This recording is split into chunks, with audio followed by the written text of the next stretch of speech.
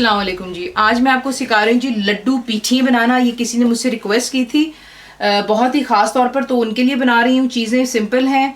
आपको चीज़ें यहाँ पे दिखा देती हूँ। आपने दालों को ओवरनाइट सोक करना है। यहाँ पर आप देख लें, ये माश की दाल है, 50 ग्राम्स ऑफ माश की दाल है, और 1 पाव है चने की दाल। ये आप देख लें। इन्हें मैंने दोनों को रात को अच्छी तरह वॉश किया, सोक किया ओवरनाइट पानी में, कुछ नहीं डाला था, जस्ट सिंपल वाटर। और आप उसको कम से कम 6-7 घंटे देंगे तो ये कि अच्छी तरह सॉफ्ट हो जाती है। प्लस इसको जब हम ग्राइंड करेंगे वो इजी हो जाता है।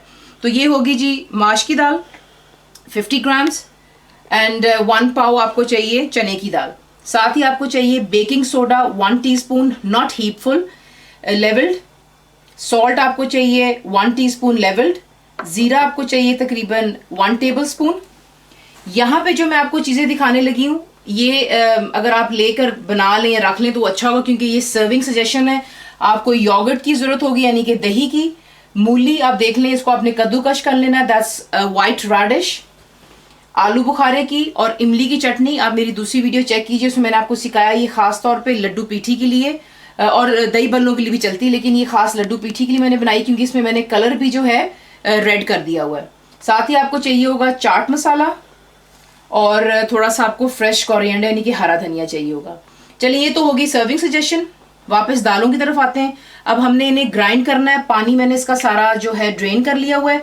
इसे अच्छी तरह आपने दोनों को ग्राइंड करना है कि इसके दाना जो है बिल्कुल ख़त्म हो जाए। और मेक श्योर कीजिए कि इसमें ज़्यादा पानी आपने ऐड नहीं करना, थोड़ा थोड़ा करके आप पानी डालें। अगर आपसे ग्राइंड नहीं हो रहा अव्वल, तो ये इंशाल्लाह ग्राइंड हो जाएगी, क्योंकि हमने इसको ओवरनाइट काफ़ी देरी के लिए सोक किया हुआ है। यहाँ पर आप देख लें कि मैं ये बड़ा बोल इस्तेमाल कर रही हूँ अपना, क्योंकि जग में थोड़ा सा कभी कभी हार्ड हो जाता है, उसमें आपको बहुत पेशेंस की ज़रूरत होती है। प्लस प्लीज़ ख्याल रखें कि जब आप ऐसी चीज़ें बनाते हैं तो अगर आपका दिल चाह रहा है खाने के लिए, तो फिर आपको पेशेंस भी रखना होगा इन्हें बनाने के लिए, बिकॉज इट टेक्स टाइम।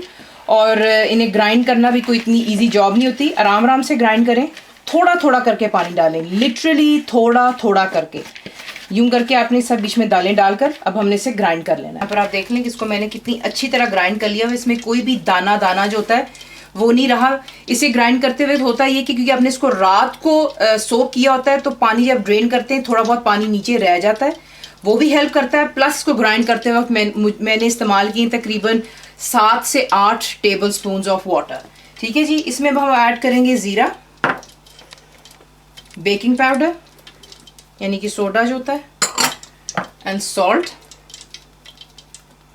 अगर आप थोड़ा सा इसको स्पाइसी करना चाहते हैं तो आप बीच में थोड़ी सी लाल मिर्चें भी डाल सकते हैं, लेकिन पाउडर वाली मत डालिएगा, क्रश डालिएगा।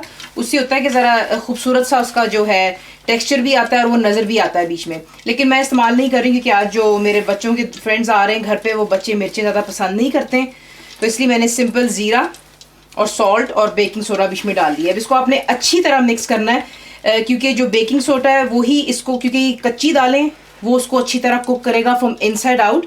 ये बिल्कुल उसी तरह बनेगा जिस तरह मैंने आपको दही बल्ले बनाकर दिखाए थे। उसके बड़े जो होते हैं कि तेल आपने उसको पहले गर्म कर लेना है, मीडियम हॉट होना चाहिए, नॉट बॉइलिंग हॉट, ताकि जब आप इसमें इसको डालेंगे, लड्डू पीठी जब डालते हैं तो उसको नीचे जाके बैठ जाना चाहिए। मैं आपको आगे दिखाऊंगी, बहरहाल पहले इसको अच्छी तरह मिक्स कर लें, ताकि कहीं से ये कच्चा और कहीं से पक ना जाए, क्योंकि इसको बेकिंग सोडा ने ही कुक करना है। तो ज़रा इसको पहले मिक्स कर लें। यहाँ पर मैं अपने हाथ की ज़रूरत पड़ेगी। अगर आप चाहें तो आप स्पून से भी बना सकते हैं, लेकिन हाथ से ज़रा थोड़ा खूबसूरत सा बनेगा। उसका साइज़ भी जो हमें चाहिए, स्पून से ज़रा थोड़े से फ्लॉपी हो जाते हैं।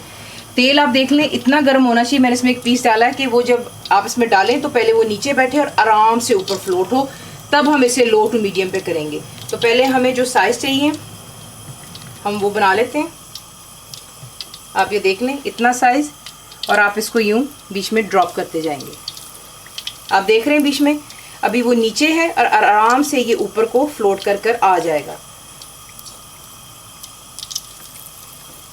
इसी तरह आपने बाकी भी डाल लेने और इन्हें हमने पकने देना है आराम से, ताकि ये ऊपर से गोल्डन हो जाएंगे अच्छी तरह और अंदर से कुक हो जाएंगे। अगर आपने हीट ज़्यादा तेज़ रखी तो ये आप यकीन जाने अंदर से ये कच्चे रह जाएंगे, ऊपर से जल्दी ब्लैकिश गोल्डनिश हो जाएंगे। तो हम चाहते हैं कि ये इनसाइड आउट कुक होंगे, तो आपने इसको अच्छा खासा टाइम देना है, लो टू मीडियम पे यूं इन्हें डालते जाएं, and cook it for at least 7 to 8 minutes. ये आप देख लें कि मैंने इसे फ्राई कर लिया हुआ है, और आपको तोड़कर भी एक दिखाना चाहती थी कि देख लें बाहर से क्रिस्पी होता है, अंदर से बिल्कुल सॉफ्ट और फ्लफी है।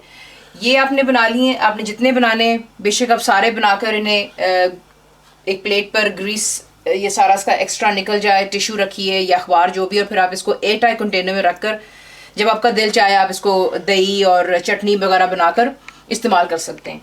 तो मेरा भी काफ़ी पड़ा हुआ, मैं बाकी भी बनाने लगी हूँ, लेकिन पहले मैं आपको दिखा देती हूँ कि इसकी सर्विंग सजेशंस क्या होंगी। यहाँ पर आप देख लें, एक प्लेट ले लीजिएगा, इसमें आपने इनको यूं तोड़ कर रखना है। ये आप देख लें कितना क्रिस्पी है।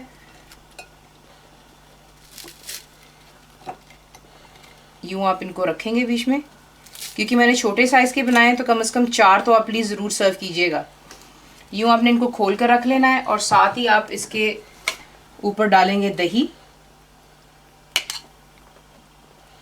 कुछ लोग होते हैं वो दही के बगैर भी इसको सर्व करते हैं, लेकिन हम लोग जिस तरह लाहौर में बनते हैं वहाँ पे दही ज़रूर डालते हैं, और हम लोग इसको इसी तरीके से वहाँ पर खाते हैं। साथ ही आपको चाहिए इसमें ऊपर आप मूली डालेंगे, यानी कि वाइट रेडिश। ये जो मैंने चटनी बनाई थी, मेरी वीडियो ज़रूर चेक कीजिएगा, आप इसके ऊपर ये डालते हैं। थोड़ा सा हरा धनिया डालेंगे, थोड़ा सा चाट मसाला डालें।